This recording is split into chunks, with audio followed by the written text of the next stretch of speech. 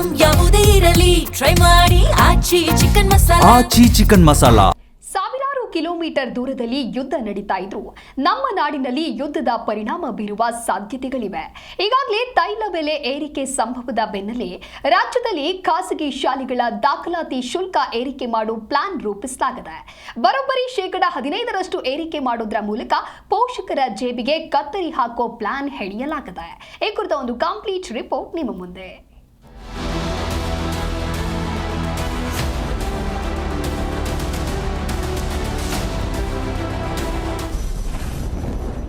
ರಾಜ್ಯದ ಪೋಷಕರಿಗೆ big shock.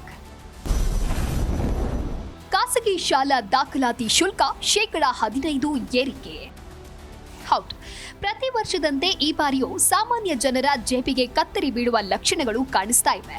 ರಾಜ್ಯದಾದ್ಯಂತ ಇರುವ ಖಾಸಗಿ ಶಾಲೆಗಳು 2026-27ನೇ ಶೈಕ್ಷಣಿಕ ಸಾಲಿನಿಂದ ಅನ್ವಯವಾಗುವಂತೆ ಶಾಲಾ ಶುಲ್ಕವನ್ನು ಹೆಚ್ಚಿಸಲು ನಿರ್ಧರಿಸಿವೆ.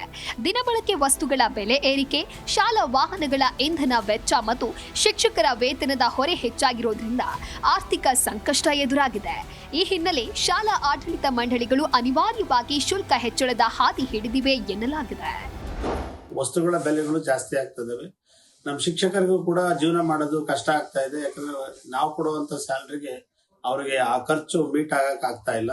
ಸೊ ಆ ಕಾರಣದಿಂದ ಅವ್ರ ಸ್ಯಾಲರಿಯನ್ನು ಕೂಡ ಹೆಚ್ಚು ಮಾಡಬೇಕು ಅನ್ನೋ ಒತ್ತಡವನ್ನ ನಮ್ಗೆ ಹಾಕಿದ್ದಾರೆ. ಸೊ ಕಾನೂನಲ್ಲಿ ಅವಕಾಶ ಇರೋದು ಕರ್ನಾಟಕ ಶಿಕ್ಷಣ ಕಾಯ್ದೆ ಮತ್ತೆ RT2B ಆಕ್ಟ್ ಅಂಡರ್ ಅಲ್ಲಿ ಅವಕಾಶ ಇರೋದೇನು ಅಂತಂದ್ರೆ ನಾವು 15% ವರೆಗೂ ಮಾತ್ರ ಇನ್ಕ್ರೀಸ್ ಅನ್ನ ಮಾಡಬಹುದು ಅಂತ ಅವಕಾಶ ಇರೋದು. ಸೊ ನಾವು ನಿನ್ನೆ ನಿರ್ಧಾರ ತಗೊಂಡದ್ದೇನು ಅಂತಂದ್ರೆ 15% ವರೆಗೂ ಅಷ್ಟೇ ನಾವು ಈ ಬಾರಿ ಇನ್ಕ್ರೀಸ್ ಅನ್ನ ಮಾಡೋಣ.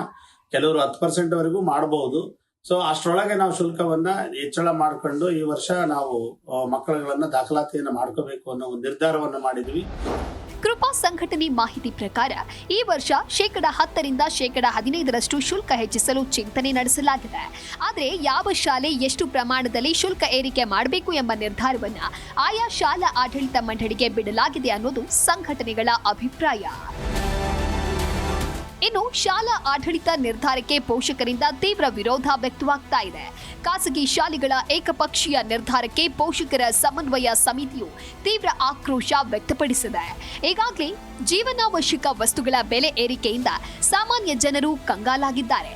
ಇಂತಹ ಪರಿಸ್ಥಿತಿಯಲ್ಲಿ ಮತ್ತೆ ಶಾಲಾ ಶುಲ್ಕ ಹೆಚ್ಚಿಸೋದು ಪೋಷಕರನ್ನ ಆರ್ಥಿಕ ಸಂಕಷ್ಟಕ್ಕೆ ತಳ್ಳಿದಂತಾಗತ್ತೆ ಅಂತ ಸಮಿತಿ ಆತಂಕ ವ್ಯಕ್ತಪಡಿಸಿದೆ. ಒಟ್ಟಲ್ಲಿ ಗ್ಯಾರಂಟಿಗಳ ನಡುವೆ ಸಾಗ್ತಾ ಇರೋ ಸರ್ಕಾರವು ಈ ವಿಷಯದಲ್ಲಿ ಮಧ್ಯಪ್ರವೇಶಿಸಬೇಕಿದೆ. ಈ ಮೂಲಕ ಅನಗತ್ಯವಾಗಿ ಖಾಸಗಿ ಶಾಲಾ ಶುಲ್ಕ ಏರಿಕೆಯ ನಿರ್ಧಾರಕ್ಕೆ ಲಗಾಮು ಹಾಕುತ್ತಾ ಕಾದು ನೋಡಬೇಕಿದೆ. Manjunath Hosahalli, metro bureau, Zee Kannada news.